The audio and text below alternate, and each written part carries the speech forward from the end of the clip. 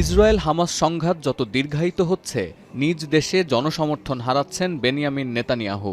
গাজা যুদ্ধের ৮ মাস পরও জিম্মিদের মুক্তির বিষয়ে ইতিবাচক পদক্ষেপ নিতে ব্যর্থ ইসরায়েলের যুদ্ধকালীন মন্ত্রিসভা। যুক্তরাষ্ট্রের নেতৃত্বে আরব নেতারা মধ্যস্থতাকারীর ভূমিকায় নামলেও আমলে নিচ্ছেন না নেতানিয়াহু।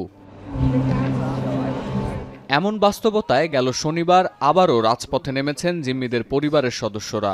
গাজায় অবিলম্বে যুদ্ধবিরতি, জিম্মিদের দ্রুত ফিরিয়ে আনা সহ নেতানিয়াহুর পদত্যাগের দাবিতে উত্তাল Tel Aviv.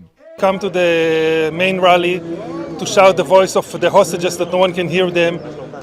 There are some rumors about starting to do the negotiation again, and we just hope something will happen. I'm here tonight for my brother Keith, who is 267 days a hostage in Gaza.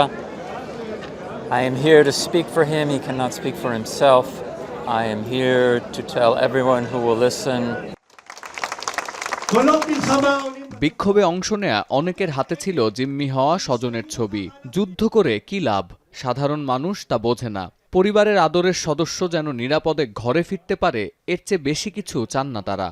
This morning we learned that the Biden administration is taking action to renew the hostage deal negotiation. The one thing standing between us and our loved ones is Netanyahu's stubborn insistence to not end this war as a part of a deal. এদিন তেল আবিবে বিচ্ছিন্নভাবে বেশ কয়েকটি সমাবেশ অনুষ্ঠিত হয়েছে। এ সময় সরকার বিরোধী একদল বিক্ষোভকারী রাজধানীর একটি সড়ক অবরোধের চেষ্টা করলে পুলিশের সঙ্গে সংঘর্ষ হয়। এক পর্যায়ে আলাদা ভাগে বিভক্ত হয়ে শহরের অন্যান্য সড়ক প্রদক্ষিণ করেন বিক্ষোভকারীরা।